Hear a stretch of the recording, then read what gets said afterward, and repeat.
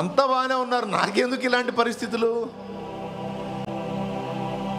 అందరూ బాగానే ఉన్నారు, నాకేంటి ఇలాంటి జీవితం, నాకేంటి ఈ గాయాలు, నాకేంటి ఎదురు దెబ్బలు, నాకేంటి ఈ దరిద్రత, నాకేంటి ఈ వేదన?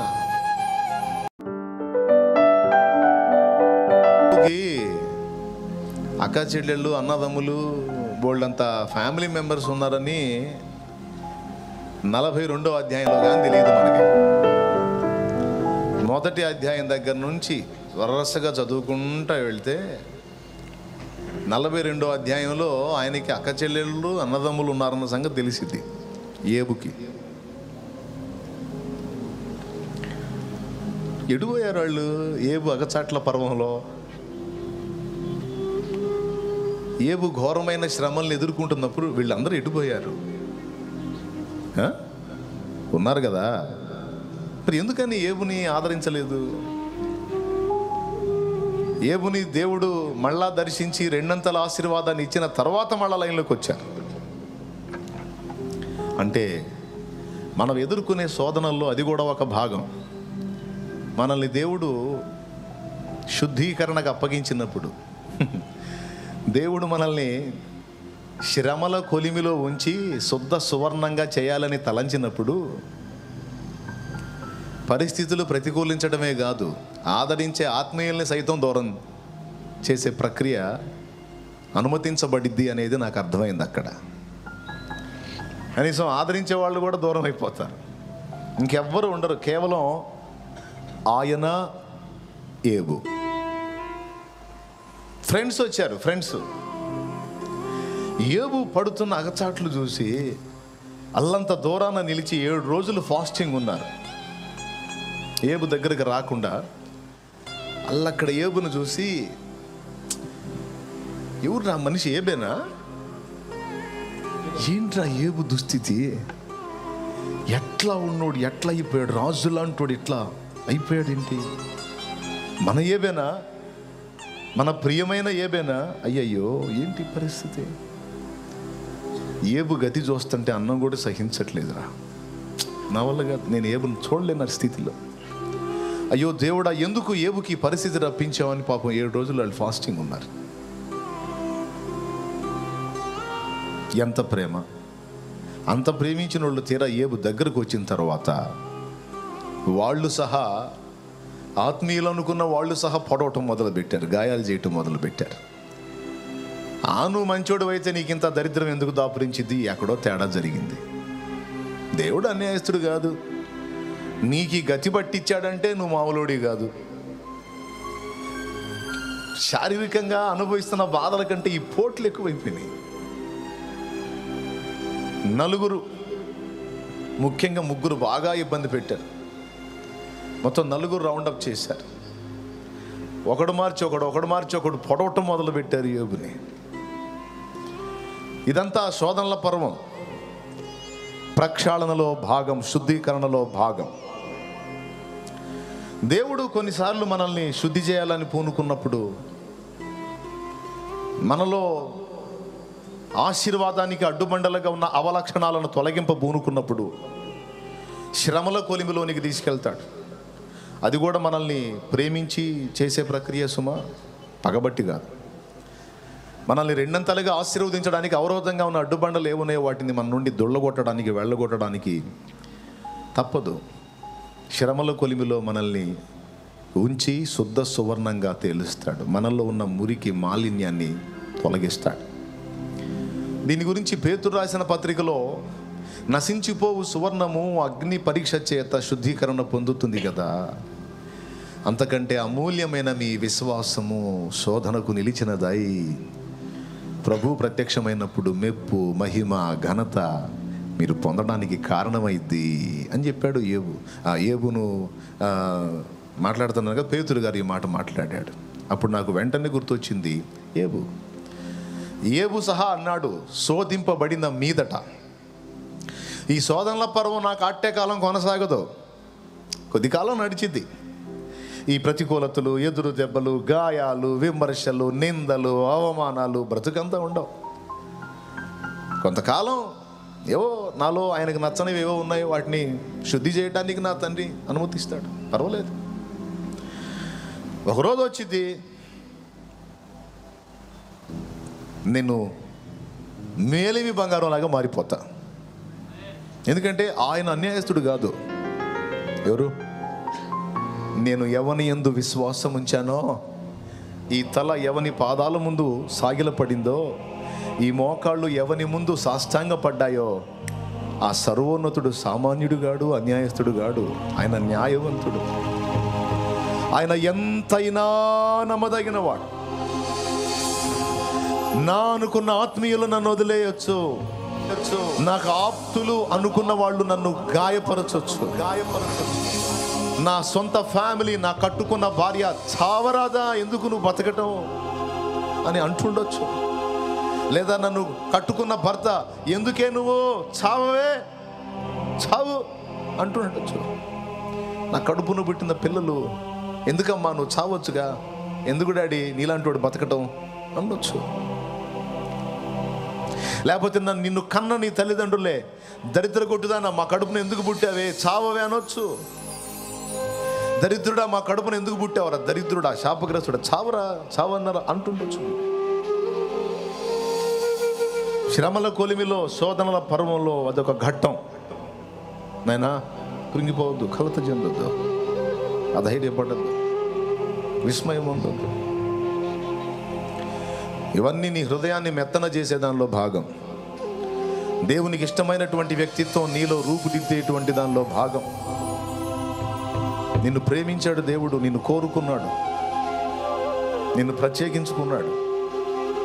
తప్పదు, నిన్ను మేలిమి బంగారం లాగా చూసుకోవాలనుకుంటున్నాడు. మరి ఆయన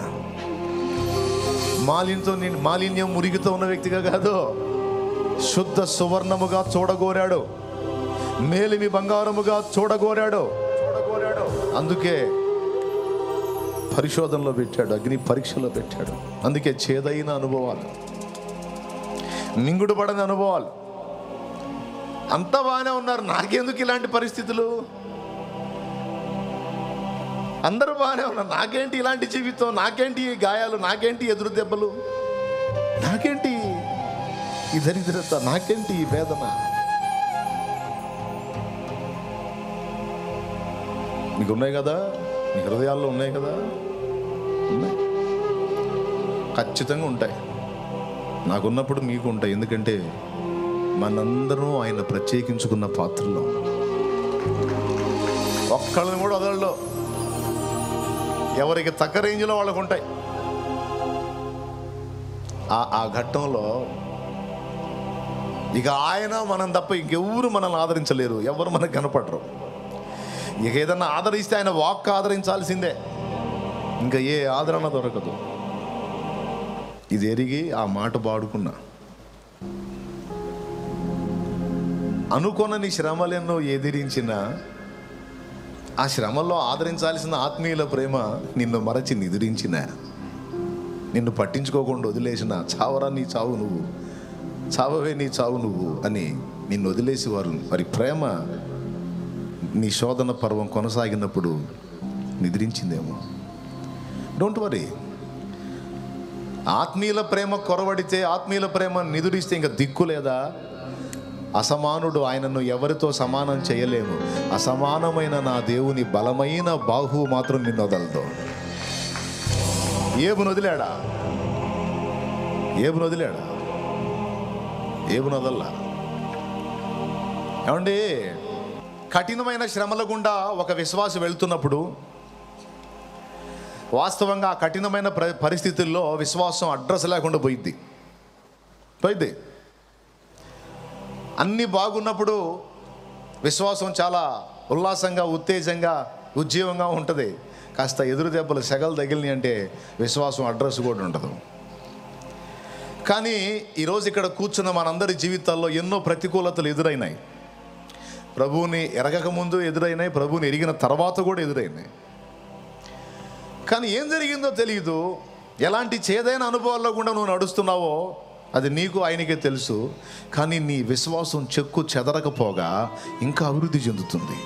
ఏం జరుగుతుందో వాస్తవంగా నీ విశ్వాసం అడ్రస్ లేకుండా పోవాలి, కానీ పోవట్లా. పోగా అది ఇంకా బలపడుతుంది. ఏం జరుగుతుందంటే అక్కడే దేవుని బలమైన బాహు నీ మీద పనిచేస్తుంది. సీమోను సీమోను సీమోను, సాతాను మిమ్మును పట్టి గోధుమలను జల్లించినట్టు జల్లించుటకు కోరుకున్నాడు. నీ నమ్మిక తప్పిపోకుండాన్నట్లు నేను నీ కొరకు వేడుకున్నాను. నీ మనసు తిరిగిన తరువాత నీ సహోదరుల మనసు స్థిరపరచునాయన. అంటే ఏంటో తెలుసా, ఈ రాత్రి ఒక ఘట్టం జరగబోతుంది. ఆ ఘట్టం దెబ్బకి నీ విశ్వాసం ఎఫెక్ట్ అయిపోతుంది. అయితే అలా జరగకుండా నీ విశ్వాసాన్ని కాపాడమని, నీ నమ్మిక తప్పిపోకుండా నిలబెట్టమని నేను తండ్రిని వేడుకున్నాను. ఆయన నీకు బలం ఇస్తాడు. నువ్వు విశ్వాసం కోల్పోవు, నిలబెట్టుకుంటావు, నువ్వు నిలబడతావు. తర్వాత నీ సహోదరులను నిలబెట్టు, బాధ్యత నీదే అని అప్పచెప్పాడు. అంటే ఏం జరగబోతుందో చెప్పేశాడు. దేవుని బలమైన బాహువు కఠినమైన శ్రమల గుండా నువ్వు ప్రయాణం చేస్తున్నా వీసుమంతా కూడా నీ విశ్వాసం దెబ్బతినకుండా కాపాడుతుంది. హల్లెలూయా. అక్కడ దేవుని బలం పనిచేసేది. చాలామందికి అర్థం కాదు ఈ సంగతి. అసలు దేవుని బలమైన బాహు అని తెగ భజన చేస్తున్నాగా, అసలు ఏ బాధలు రాకుండా చేయొచ్చుగా. ఆయన బలం ప్రయోగించి ఏ బాధలు, ఏ ఇబ్బందులు, ఏ నొప్పులు లేకుండా చేయొచ్చుగా, ఏ ప్రతికూలతలు రాకుండా చేయొచ్చుగా. ఆయన బలం అక్కడ ప్రయోగించవచ్చు కదా. మీకు ఎప్పుడన్నా అనిపించిందా? అట్లెట్లా కుదురుతుందండి? అక్కడ కాదు, ఆయన బాహు బలమైందే, ఏమీ రాకుండా ఆపటానికి కుదరదు, రావాలి అంతే.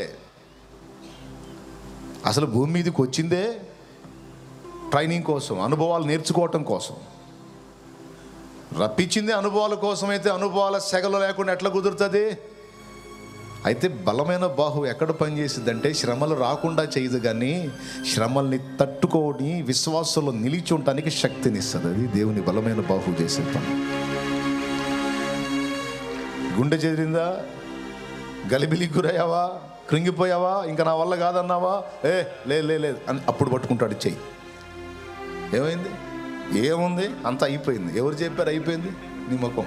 లే ఉందిలే దీవెనా, ఎందుక వేదన, పొందిన యాతన దేవుడే మరచునా. ఉందిలే దీవెనా, ఎందుక వేదన, పొందిన యాతన ఆయనే మరచునా. కన్నుల జారిన కన్నీళ్ళు నడిపెను దేవుని పాదాలు, ఇప్పటి నుండి నీ కళ్ళు. భయపడవాక మొత్తం అంతా అయిపోయింది అన్నట్టు అప్పుడే శూన్యంలోకి పోయావే. వదిలితే చాలరా బాబా, నువ్వు ఊరకనే కుంగిపోతావు. నిరాశ, కొంతమంది నిరాశ ఊపి ఉంటుందే, సంచిలో పెట్టుకొని తిరుగుతుంటారు. కొంచెం అవకాశం వచ్చాడు ధన్మం దూకేస్తాను ఉంటారు. మీ సంగతి ఏమోగా, నేనైతే అచ్చంగా బ్యాగులో పెట్టుకొని తిరుగుతుంటాను నిరాశ ఊపి. ఏ కొంచెం ప్రతికూలత వచ్చినా సరే ధన్మని ఓపెన్ చేసి ఎగిరి దూకుతా. అందుకే నా మీదే చెప్పుకుంటున్నా, మీ మీద ఎందుకులే. అంటే ఏ కొంచెం ప్రతికూలత ఎదురైనా సరే వెంటనే నిరాశకు గురైపోయి వెంటనే ఇంకా అయిపోయింది, అంతా అయిపోయింది, ఇంకా అక్కడ లేదు, ఇంకా అయిపోయింది. దేవుడు అంటాడు, ఆడ దొరికేవరా నాయన, మరీ ఇంత మెతగలే. ఏమైందిరా? ఏమైంది? పరిస్థితి నీ చెయ్యి దాటిందేమో కానీ నా చెయ్యి దాటదరా పిచ్చోడా. నీకు గలిబిలు ఉండొచ్చు, కానీ నాకు గలిబిలు లేదురా, నాకు చాలా క్లారిటీ ఉంది. నడు నడు నడు నడు, ఇవన్నీ అవసరం లేనాడు, ఇవన్నీ నీకు మంచి అనుభవ పాఠాలు అవుతున్నాయి నాయన. నడు. తలా ఒక మాట అంటున్నారు ప్రభువా, అన్యాయంగా తిడుతున్నారు ప్రభువా, కాకులు పొడిచినట్టు పొడుస్తున్నారు ప్రభువా. నేనేం చేశాను తండ్రి? నేను చేసిన అన్యాయం ఏంటి తండ్రి? నేను చేసిన దుర్మార్గం. పలుగాకి లోకం నిందించిన ఆ నిందను, ఆ విమర్శను, ఆ ప్రతికూలతను, ఆ ఎగతాళిని, ఆ హేళనను బట్టి నువ్వు ఏకాకిలాగా రోధించిన, పలుగాకి లోకం నిందించిన ఏకాకివై నీవు రోధించిన, అవమాన పర్వాలు ముగిసేనులే, ఆనంద గీతాలు పాడేవులే, నవ్వినోళ్ళంత నీ ముందు తలను వంచేదు ఇక ముందు, నవ్వినోళ్ళంత నీ ముందు తలను వంచేదు ఇక ముందు. ఎందుకు ఎందుకు ఉందిలే దీవెనా, ఎందుక వేదన, పొందిన యాతన ఆయనే మరచునా.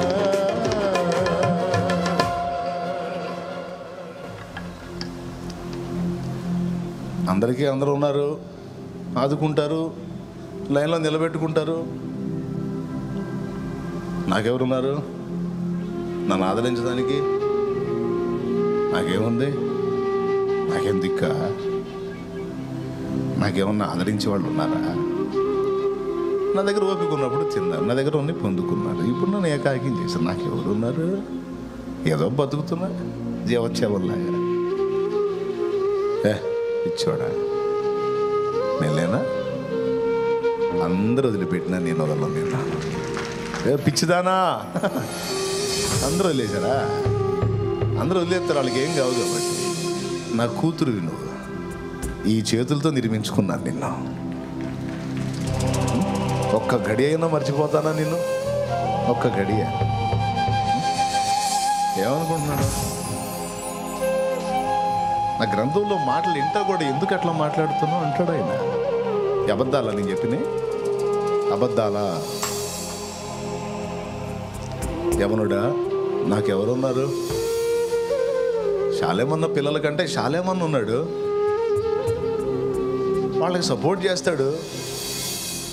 మరి నాకెవరున్నారు? శాలేమన్న పిల్లలకి శాలేమన్న ఉన్నాడు, సరేరా బాబు. మరి శాలేమన్నకి ఎవరున్నారు?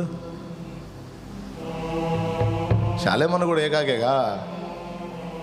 శాలేమన్నకు తోడై ఉన్నవాడే నీకు తోడై ఉంటాడు. హల్లెలూయా. నజరేయుడగు యేసు అని ఆయనకు పేరు.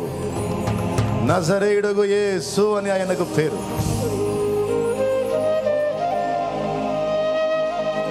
ఏం కలదు చెంద. దేవుడు నిన్ను మళ్ళా దర్శిస్తాడు. దేవుడు నిన్ను మళ్ళా దీవిస్తాడు.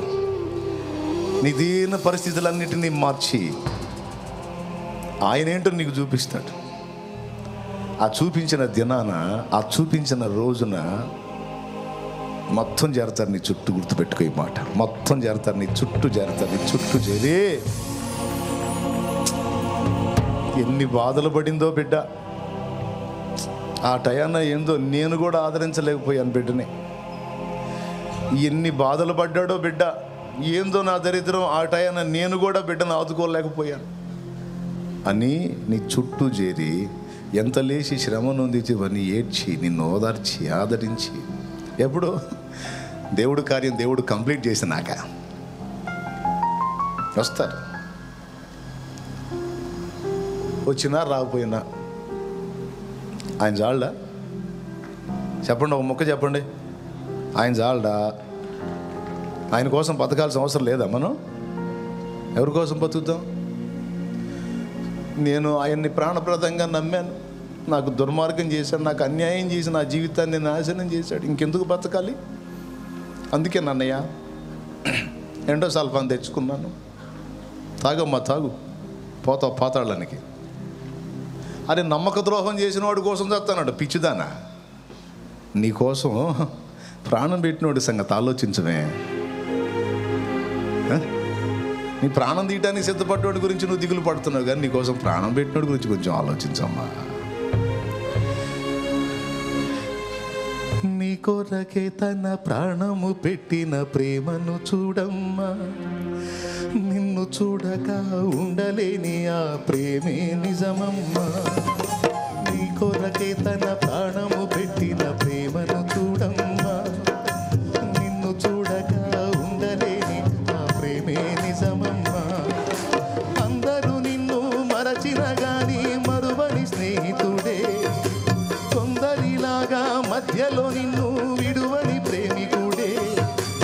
అందరూ నిన్ను మరచిన గాని మరువని స్నేహితుడే, కొందరిలాగా మధ్యలో నిన్ను విడువని ప్రేమికుడే. రక్తము పోసి ప్రేమ లేఖ నీకు రాసిన నీ ప్రియుడే, రక్షణనిచ్చి రాణిగా చేసి యేసురాజుగనుడే. అల్ల ఎరుగని తెల్ల పావురమపై పైకెగిరావా, కఠినమైన ఈ లోకపు పోకడ కానక ఉన్నావా. అల్ల ఎరుగని తెల్ల పావురమపై పైకెగిరావా, కఠినమైన ఈ లోకపు పోకడ కానక ఉన్నావా. అయ్యో పావురమా,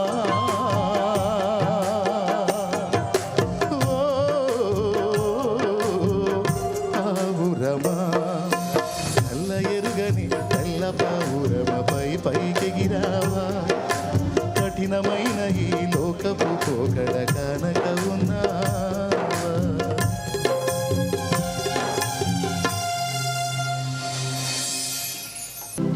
అందరున్నా ఏకాకిం చేసి వదిలేసిన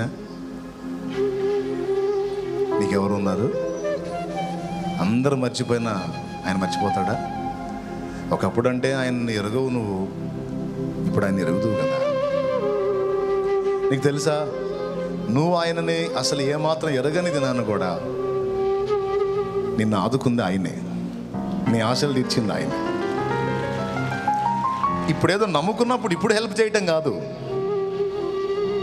నువ్వు పాపంలో ఉండగానే, ఆయనకి వ్యతిరేకంగా తిరుగుబాటు చేసి ఆయనను దూషిస్తూ ఉండగానే, నిజమునకు దేవుడు కానీ సామాన్య మనుషులకు నువ్వు సేవిస్తూ ఉండగానే, నీ నిజమైన తండ్రి కాని వారిని తండ్రి, తల్లి, అయ్యా, అమ్మ అని మొక్కుతూ ఉండగానే నిన్ను అసహించుకోలా, కోపగించుకోను లేదు. నీ అమాయకత్వాన్ని, వెరితనాన్ని అర్థం చేసుకొని తల్లిని తండ్రిని గుర్తించినటువంటి ఒక మానసిక రోగి అయినటువంటి కుమారుడు ఊరు బయటున్న చింత చెట్టు దగ్గరికి వెళ్ళి, అమ్మా నాకు ఆకలి అవుతుంది అంటే కన్న తల్లి ఏం చేస్తుందండి? నానా నాకు ఆకలి అవుతుందని ఆ చెట్టుకి వెళ్ళి చూసి అంటే కన్న తండ్రి ఏం చేస్తాడండి? లాగి ఒకటి కొడతాడా? ఒరే దరిద్రుడా, తండ్రిని నేను రా ఆ చెట్టు కాదు, తల్లిని నేను రా ఆ చెట్టు కాదని అంటారా?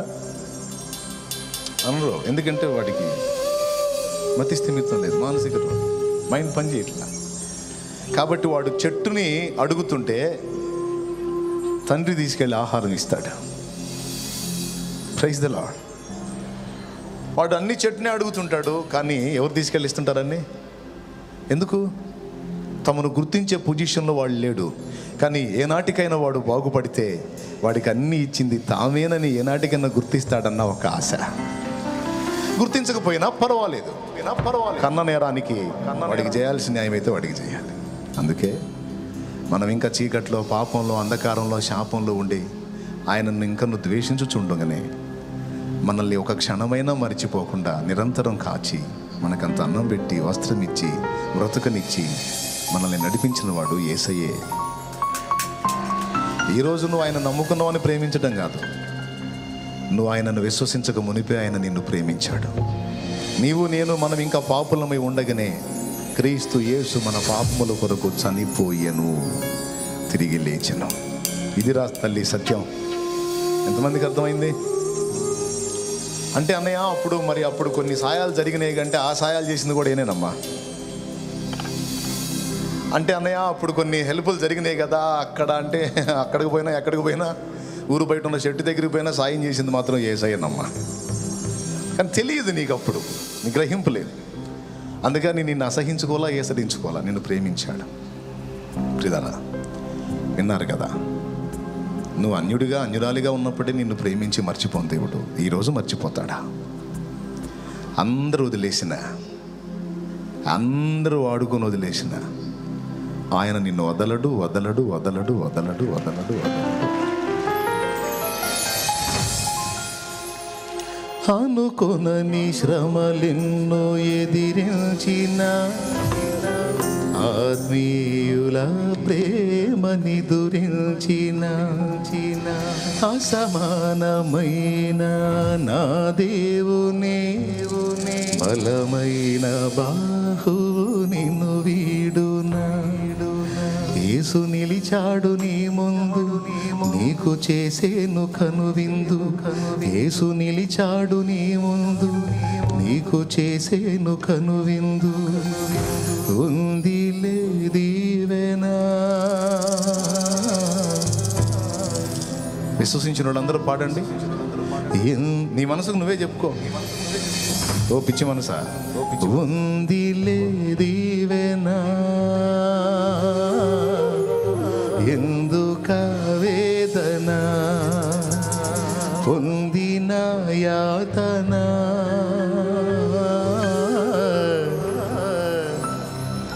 ఆయనే దేవుడే యేసుడే మరచునా. ఓకేనా? ఎంతమంది హ్యాపీగా ఉన్నారు? ఎంతమందికి ధైర్యం వచ్చింది? సంచిలోంచి బయటకు వచ్చారా? సంచిలో ఏం పెట్టారు? నిరాశ ఊబి కొంచెం ఎదురు దెబ్బతుంది. కదిలిస్తే చాలా ఇంకేముంది, ఏమైంది, లే నడు నడు. ఇప్పుడేం చూసావు? బోల్డ్ అంత భవిష్యత్తు ముందుందంటాడు. ఇక్కడ ఉంది, అక్కడ కూడా ఉంది.